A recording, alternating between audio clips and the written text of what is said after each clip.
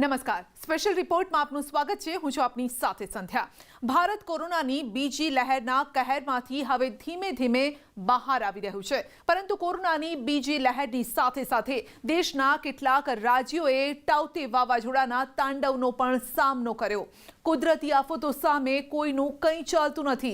જો કે સમય રહેતા આયોજન કરી લોકોને આ તબાહીના કહેરમાંથી જરૂર બચાવી શકાય છે।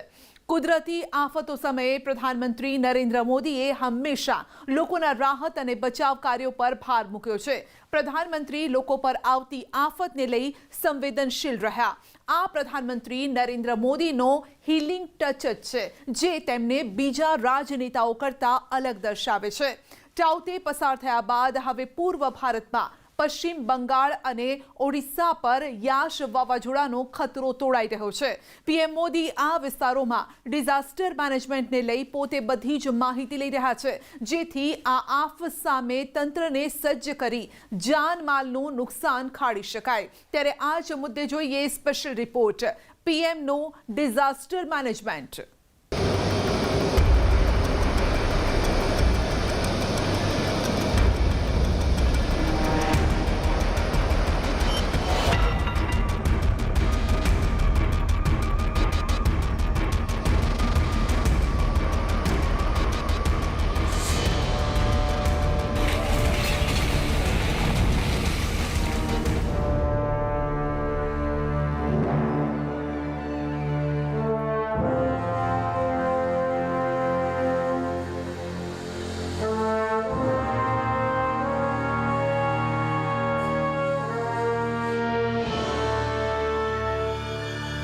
નરેન્દ્ર દામોદરદાસ મોદી એક એવું નામ, એક એવું વ્યક્તિત્વ જેમને ભારતને નવી ઓળખ અપાવવાની સાથે સાથે વિકાસનો નવો હાઈવે તૈયાર કર્યો।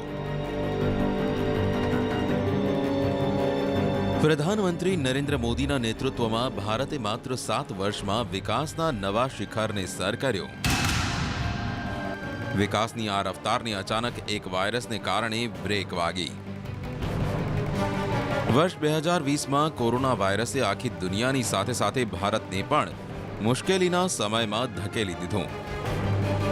કોરોના વિરુદ્ધ દેશ મજબૂતીથી લડી રહ્યો છે અને પ્રધાનમંત્રી મોદી ખુદ આ જંગની આગેવાની કરી રહ્યા છે। પણ 21 મેના રોજ પોતાના સંસદીય વિસ્તાર વારાણસીના ડોક્ટરો સાથે વાત કરતા જ્યારે તેમણે કોરોનાની બીજી લહેરમાં પોતાનો જીવ ગુમાવનારા દેશવાસીઓને શ્રદ્ધાંજલિ આપી તો તેઓ ભાવુક થઈ ગયા।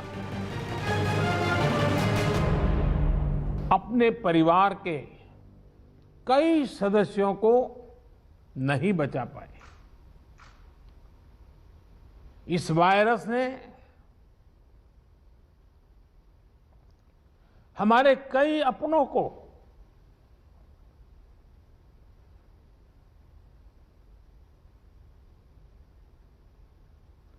हमसे छीना है।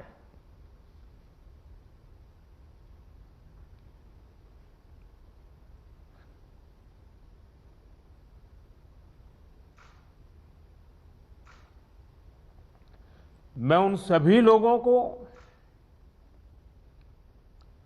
अपनी विनम्र श्रद्धांजलि देता हूं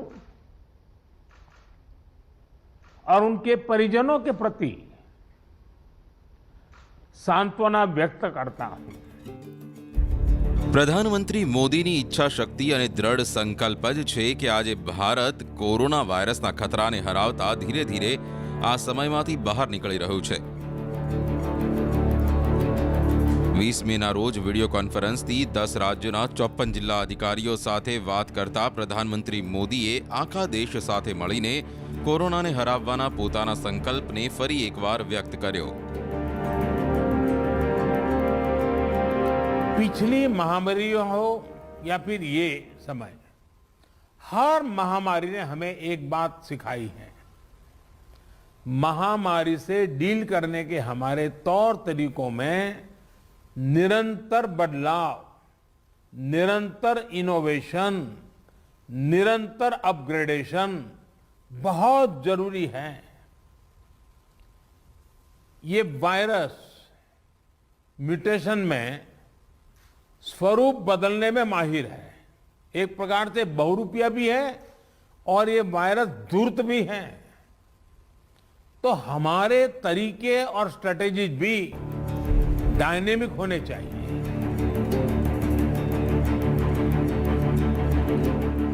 કોરોના ખુદ એક પડકાર છે અને આવી સ્થિતિમાં કુદરતી આફતો પણ સરકારની મુશ્કેલીમાં વધારો કરી રહી છે.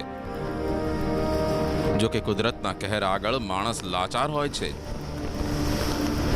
છતાં પણ કેટલાક અગમચેતી રૂપે ભરાયેલા પગલાં દેશના લોકોના જીવ બચાવવામાં સફળ રહે છે. તાઉતે વાવાઝોડું આવીને જતું રહ્યું, પણ હવે પશ્ચિમ બંગાળ અને ઓડિશામાં યાસ વાવાઝોડાનો ખતરો તોળાઈ રહ્યો છે. માટે કોસ્ટગાર્ડે યાસ વાવાઝોડાથી પશ્ચિમ બંગાળ અને ઓડિશાના દરિયા કિનારાના વિસ્તારોમાં રહેતા લોકોને સતર્ક કરી દીધા છે. આ તસવીરો તે સતર્કતા બતાવી રહી છે.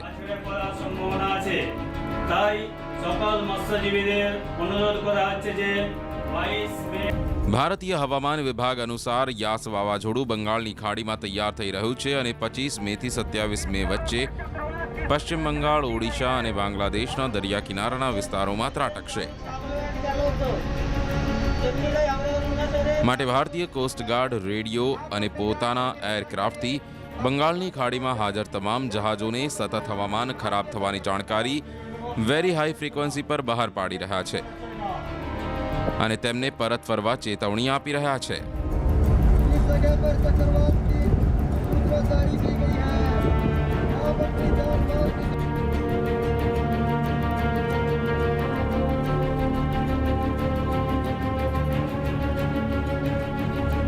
अभी अंडमान सी, पूर्व केंद्रीय बंगोपसागर और दक्षिण पूर्व बंगोपसागर में स्क्वाली वेदर चल रहा है. Wind speed 45 to 55 kilometre per hour, gusting to 65 kilometre per hour चल रहा है. Sea condition rough to very rough है, इसलिए ये अभी फिशरमैन, ट्रॉलर, स्मॉल शिप्स के लिए सेफ नहीं है. और ये कंडीशन और ज़्यादा खराब होगा कल ऑन 24th एंड 25th, जब ये साइक्लोन धीरे धीरे इंटेंसिफिकेशन होगा. सो इसलिए अप टू 24th इस एरिया में फिशरमैन और ट्रॉलर शिप्स, स्मॉल शिप्स वगैरह नहीं जाना चाहिए. मानसून को लेकर अभी अंदाज़ा नहीं लगाया जा रहा है, लेकिन पहले ताउते और उसके बाद यास, ये दोनों जो है खासा मुश्किलें पेश कर सकता है. जो मौसम विभाग है वो लगातार समय से पहले जो है इस तरीके की चेतावनी जारी कर रहा है और उसी के हिसाब से जो स्टेट एजेंसियां हैं वो अपनी तैयारी पूरी कर रहे हैं.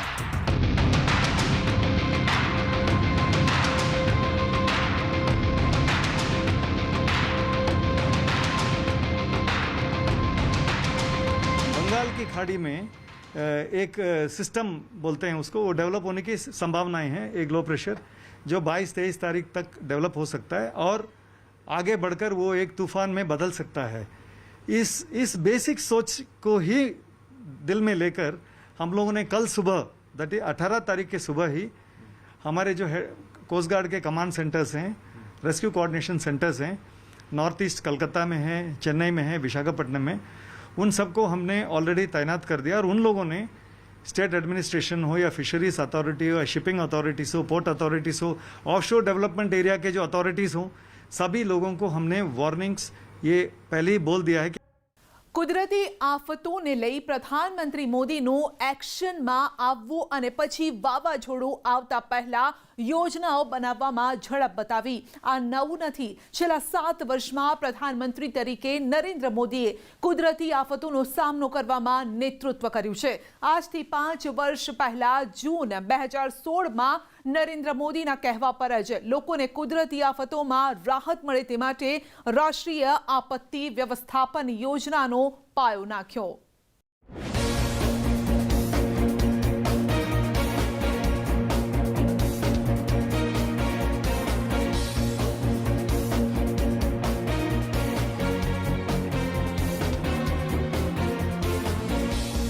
નરેન્દ્ર મોદી કુદરતી આફતોનો મુકાબલો કરવામાં હંમેશા અગ્રેસર રહ્યા છે.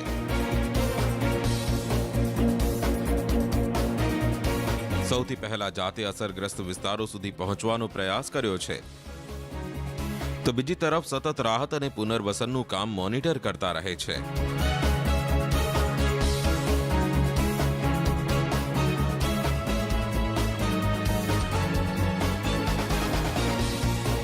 પ્રધાનમંત્રી નરેન્દ્ર મોદીનો હિલિંગ ટચ છે જે તેમને બીજા રાજનેતાઓ કરતા અલગ પાડે છે. પ્રધાનમંત્રી પદ સંભાળ્યા બાદ જ 2014માં જમ્મુ કાશ્મીરમાં ભારે પૂર આવ્યો તો પ્રધાનમંત્રી નરેન્દ્ર મોદીએ પહેલા સપ્ટેમ્બરમાં અને પછી ઓક્ટોબરમાં રાજ્યનો પ્રવાસ કર્યો. આ દરમિયાન પ્રધાનમંત્રીએ રાહત કાર્યમાં જોતરાયેલા તમામ અધિકારીઓ સાથે વાત કરી. એનજીઓ અને સામાજિક સંસ્થાઓને પણ રાહત કાર્યમાં લગાવ્યા. કેન્દ્ર સરકારે મદદનો હાથ લંબાવતા રાજ્ય સરકારને ગમ્યું હતું. ખાસ કરીને રાહત કાર્યોમાં મદદનો હાથ લંબાવવાની પ્રધાનમંત્રી નરેન્દ્ર મોદીની આ પહેલની જમ્મુ કાશ્મીરના તત્કાલીન મુખ્યમંત્રી ઓમર અબ્દુલ્લાએ ખુલીને વખાણ કર્યા હતા. ये आपत्ति सिर्फ जम्मू कश्मीर की नहीं है, ये पीड़ा सारे देशवासियों की है.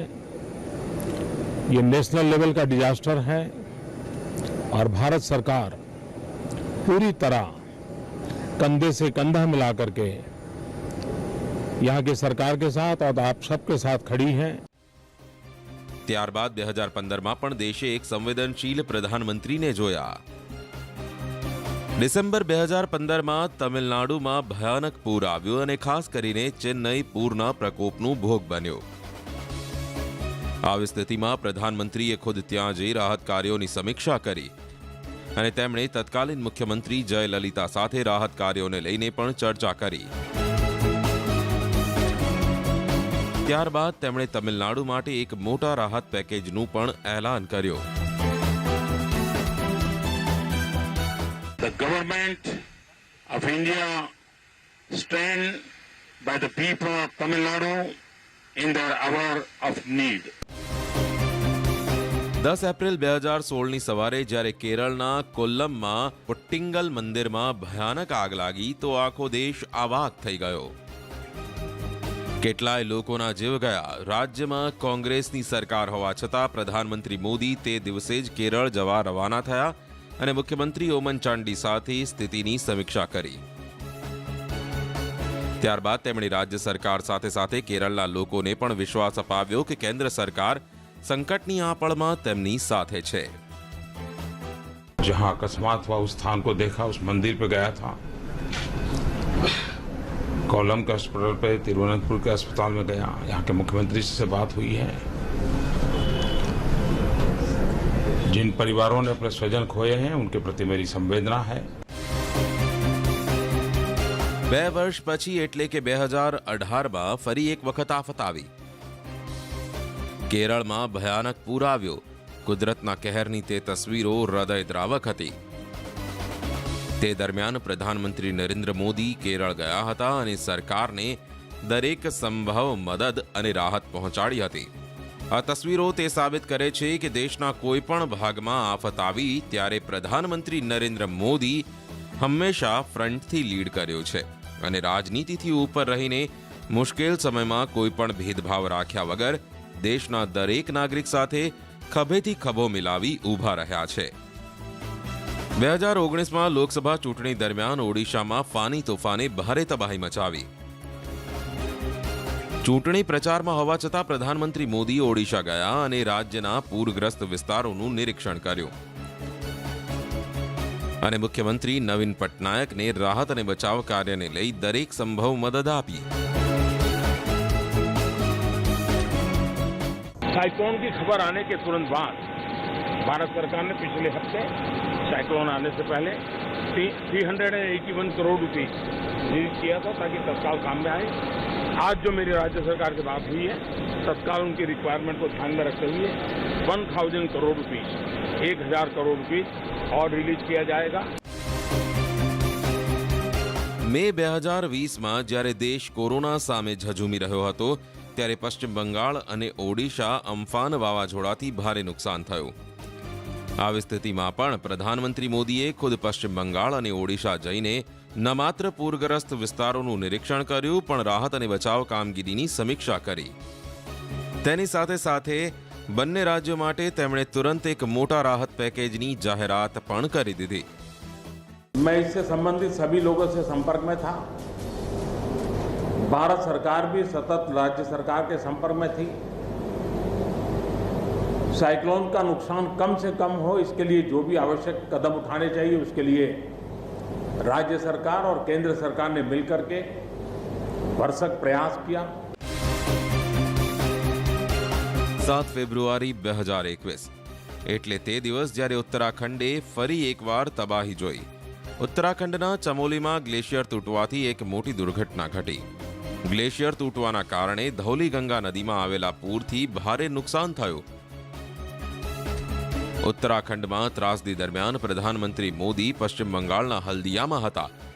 છતાં પણ પોતાના વ્યસ્ત કાર્યક્રમો વચ્ચે ઉત્તરાખંડના મુખ્યમંત્રી સાથે સતત સંપર્કમાં હતા અને ત્યાં ચાલુ રાહત અને બચાવ કાર્યનું પળે પળનું અપડેટ લઈ રહ્યા હતા.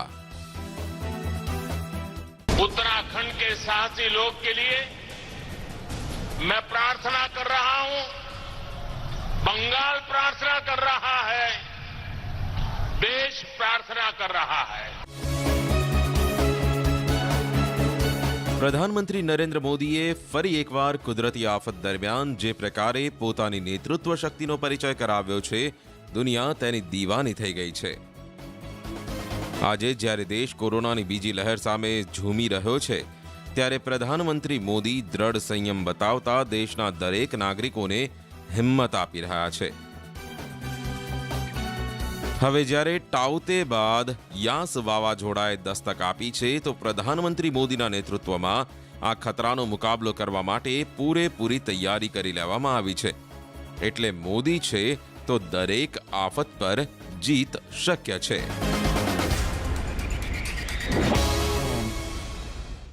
સ્પેશિયલ રિપોર્ટમાં અત્યારે બસ આટલું છે. રજા આપશો. નમસ્કાર.